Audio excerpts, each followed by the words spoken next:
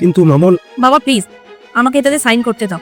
এই সম্পত্তি আমার চাই না। এই সম্পত্তি থেকে বেশি মূল্যবান তুমি আমার কাছে। আর তুই তুই আমাকে কথা দে যে তুই বাবার খুব ভালো করে খেয়াল রাখবি, আর বাবাকে ছেড়ে কখনো যাবি না কোথাও।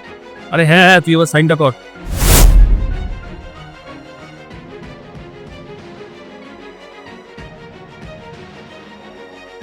এনে ধর।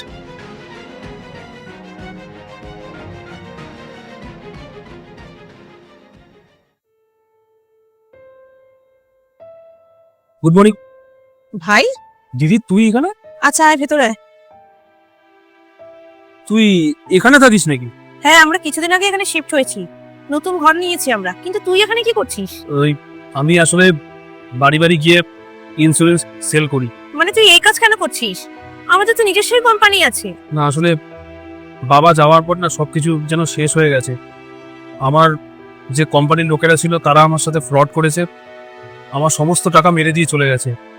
আর যা কিছু ছিল ওগুলো সব বেচে বিক্রি বাট্টা করে আমি আমার ধার শোধ করেছি। এখন শুধু বলতে গেলে ঘরটা রয়েছে, আর এখন এই যে চাকরিটা আমি করছি এটাও কিছুদিন আগেই পেয়েছি। দেখেছিস ভাই, যেরকম কর্ম করেছিস তুই তার ফল ভোগ করছিস। তুই এতটাই লোভী হয়ে গেছিস যে বাবা যাওয়ার পরে আমার সাথে একবার যোগাযোগ পর্যন্ত করিসনি।